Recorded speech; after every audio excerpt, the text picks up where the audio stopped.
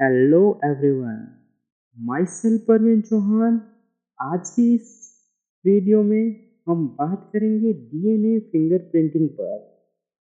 DNA fingerprinting और human genome project दोनों topic में से at least one question alternate form में हर साल नीट के एग्जाम में पूछा जाता है। तो ये छोटा सा टॉपिक है और बहुत ही इम्पोर्टेंट टॉपिक भी है। यदि हम सभी ह्यूमंस की बात करें तो उनमें 99.9% base sequence of DNA same होता है। यानी कि दो इंडिविजुअल्स हैं हमारे पास, तो इन दोनों इंडिविजुअल्स में 99.9% डीएनए का जो सीक्वेंस है वो सेम होगा। ओनली 0.1% बेस सीक्वेंस जो है डीएनए का वो डिफरेंट होता है। और ये सीक्वेंस ऑफ डीएनए में जो अंतर है वो इन इंडिविजुअल को उनके फिनोटाइपिक अपीयरेंस में यूनिक बनाता है। यदि किन्हीं दो इंडिविजुअल के बीच जीनोटाइपिक डिफरेंस को फाइंड आउट करने के लिए हम पूरे के पूरे डीएनए के सीक्वेंस को सीक्वेंस करें तो ये एक टाइम वर्थी प्रोसेस भी है और वेरी एक्सपेंसिव टास्क भी है।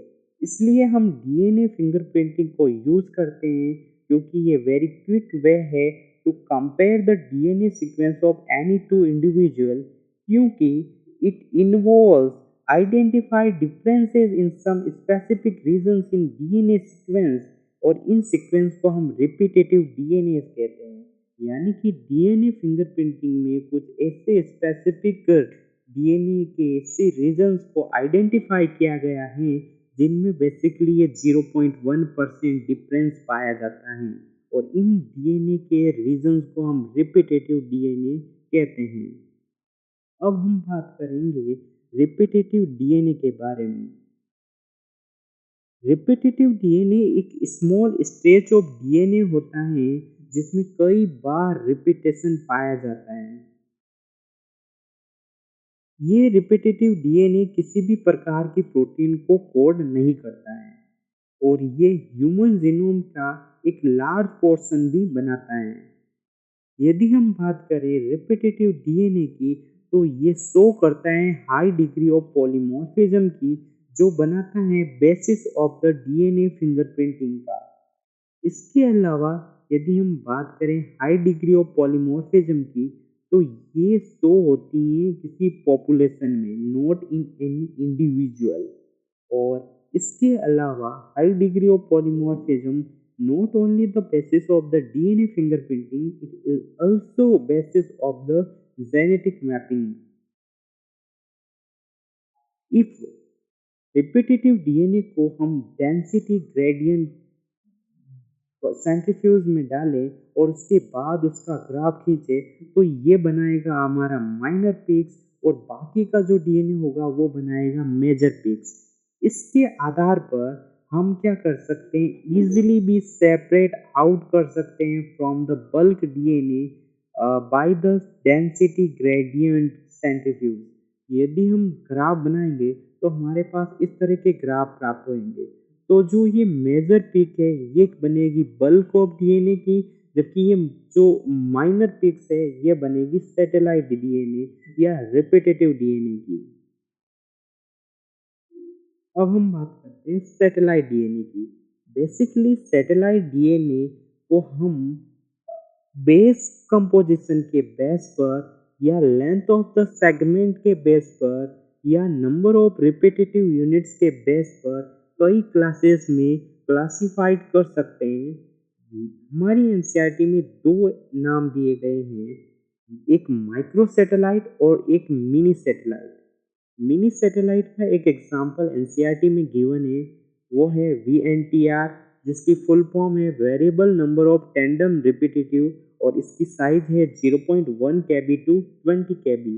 यानी कि यदि हमारे जो डीएनए सेगमेंट है उसकी साइज इस साइज के अंतर्गत आती है तो हम डीएनए फिंगरप्रिंटिंग के लिए वीएनटीआर का यूज कर सकते हैं। इसके अलावा भी कुछ हमारे मिनी सैटेलाइट्स है जैसे कि शॉर्ट टेंडम रिपीटेटिव, जिसका आजकल हम यूज करते हैं। अब हम बात करते हैं स्टेप्स ऑफ डीएनए फिंगरप्रिंटिंग की। यदि हम बात करें डीएनए फिंगरप्रिंटिंग के टेक्नोलॉजी के डेवलपमेंट की, तो ये हमारे डेवलप्ड बाय हैं एलेक्स जैफरीज ने की है, और ये है हमारे सर एलेक्स जैफरीज। अब हम बात करते हैं डीएनए फिंगरप्रिंटिंग के स्टेप्स की। तो फर्स्ट स्टेप है डीएनए फिंगरप्रिंटिंग का, डीएनए को एक्सट्रैक्ट करना डीएनए सैंपल से, यानी कि सेपरेशन ऑफ डीएनए सेगमेंट। हमारे पास प्राप्त डीएनए को हम क्या करेंगे, रेस्ट्रिक्टेड एंडोन्यूक्लियस के द्वारा कट करेंगे, तो ये हो जाएगा सेकंड स्टेप, और ये हमारे पास प्राप्त हो जाएंगे डीएनए के फ्रेगमेंट्स। थर्ड स्टेप है डीएनए के फ्रेगमेंट्स को सेपरेट आउट करना इलेक्ट्रोफोरेसिस के द्वारा। जब हम जेल इलेक्ट्रोफोरेसिस करते हैं, तो हमारे पास लार्ज साइज के जो डीएनए होते हैं वो पीछे रह जाते हैं, और जो स्मॉल साइज के डीएनए होते हैं वो आगे आ जाते हैं। इस प्रकार हमारे DNA segment according to the size separate out हो जाते हैं। इसके बाद हम इन्हें क्या करेंगे, एक सिंथेटिक मेम्ब्रेन पर ट्रांसफर करते हैं।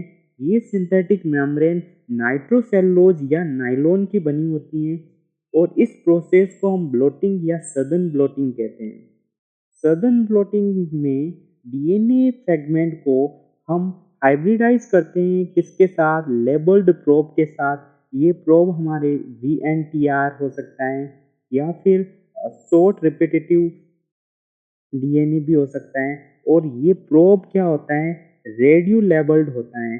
और जब हम रेडियो लेबल्ड हाइब्रिडाइज डीएनए पर एक्सरे डालते हैं, तो यहाँ पर हमारे पास कुछ स्पॉट्स दिखाई देते हैं, और इसे हम कहते हैं auto radiography.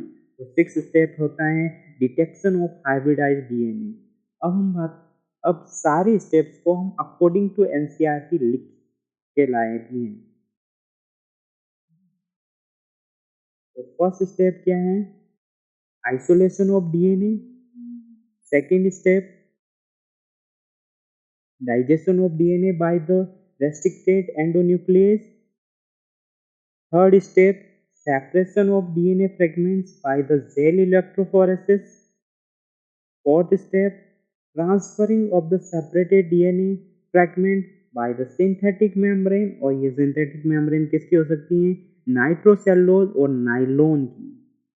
Fifth step, hybridize using the labelled VNTR probe, या फिर VNTR के अलावा हमारे पास STR भी आज अवेलेबल है। और ये प्रोब क्या होता है, radio labelled DNA. Six step है detection of hybridise DNA fragment by the autoradiography. इसमें हम क्या करते हैं, हाइब्रिडाइज डीएनए पर एक्सरे डालते हैं, तो स्पॉट आता है तो वो हाइब्रिडाइज है, यदि स्पॉट नहीं आया है तो हाइब्रिडाइज डीएनए फ्रेगमेंट नहीं है। अब हम एक केस स्टडी पर बात करते हैं कि हमारे इस पैलेस पर एक क्राइम हुआ है, और इस क्राइम में हमारे इन ऑफिसर्स को कुछ ब्लड के स्पॉट्स या धब्बे प्राप्त हुए हैं। इन स्पॉट्स को हमने क्या किया है, एक फॉरेंसिक लैब में लाए, और इससे क्या किया है, डीएनए को एक्सट्रैक्ट आउट किया है। यानी कि first step of DNA fingerprinting, separation of DNA. अब इस डीएनए को हमने आरी के द्वारा कट डालकर अलग अलग क्रोमोसोम में तोड़ा। इस प्रकार हमने किन्हीं randomly chromosome number 7, chromosome number 2 और क्रोमोसोम नंबर 16 को आउट मतलब उठाया।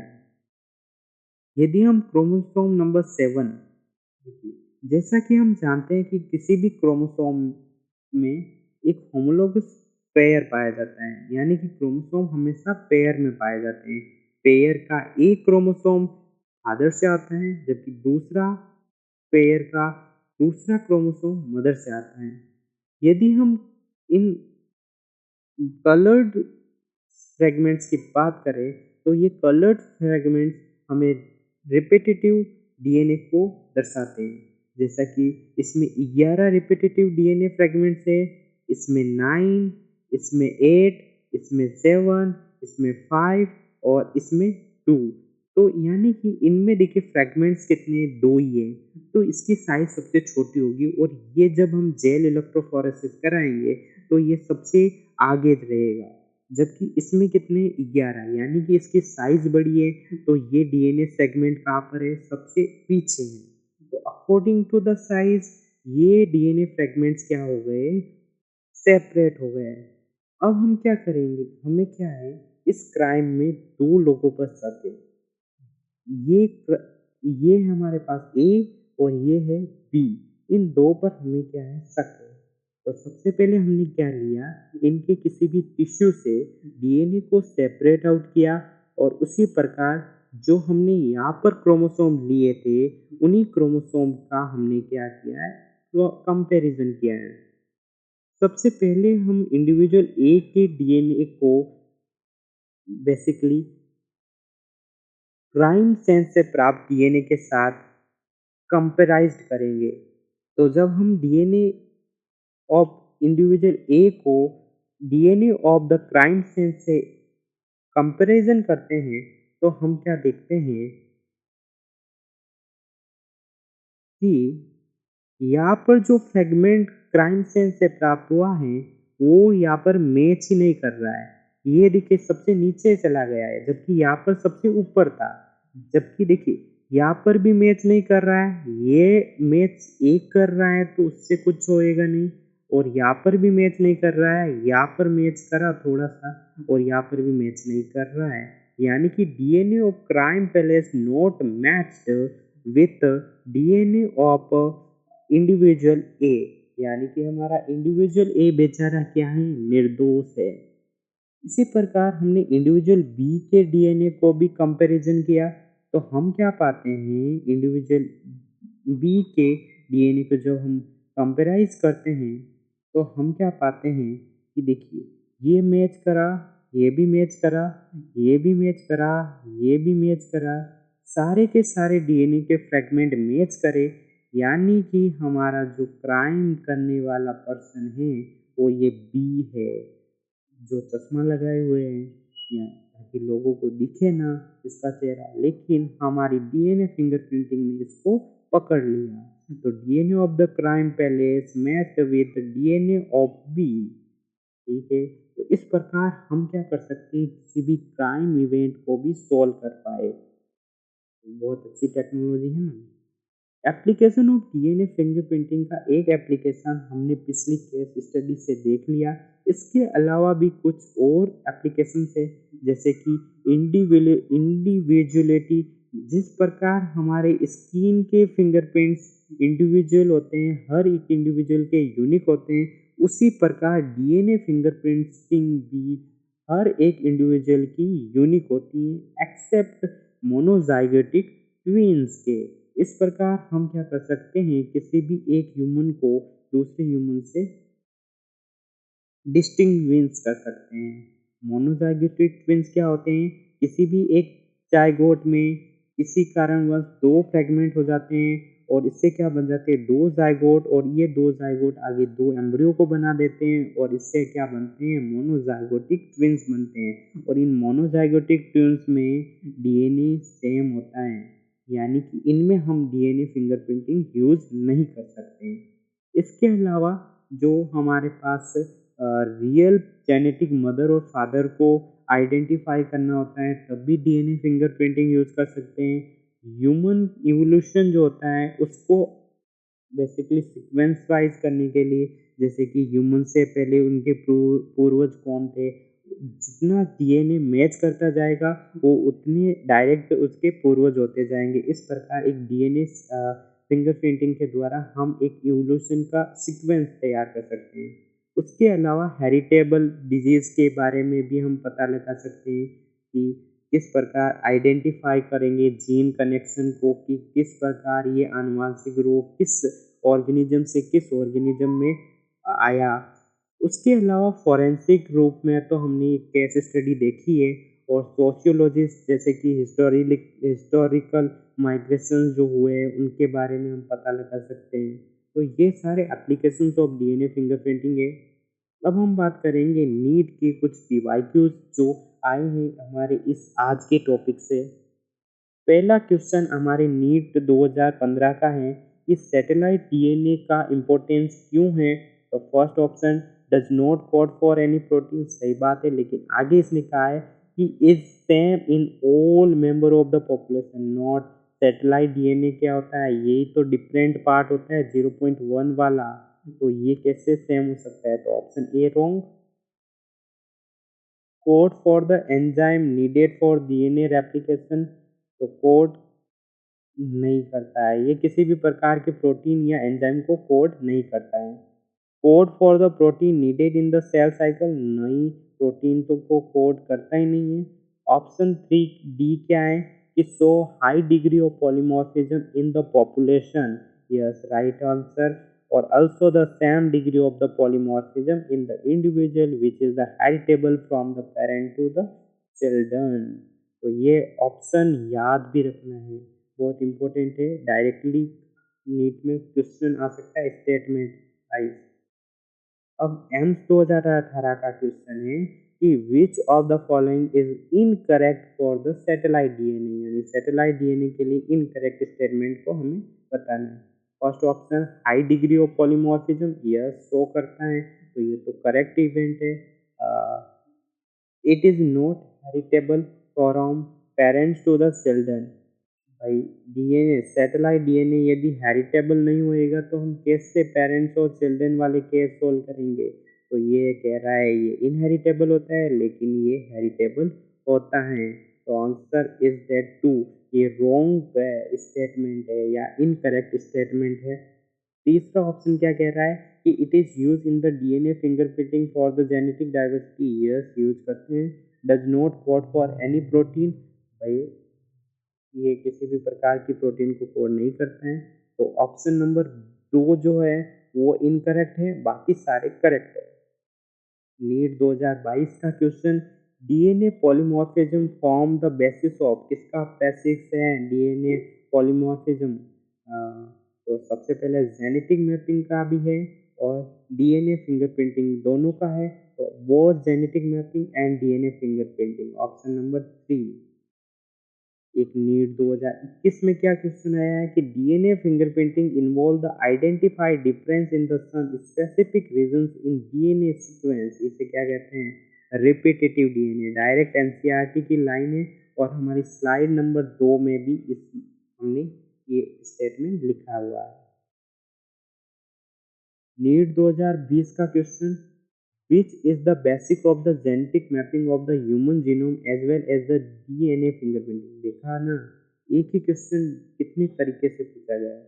Option number first polymorphism in DNA sequence. AIPMT 2012 का question, what is the form the basis of DNA fingerprinting. तो satellite DNA occurring the high repetitive short DNA fragment, answer number 2। So thank you for watching. Subscribe, like and share with your friends.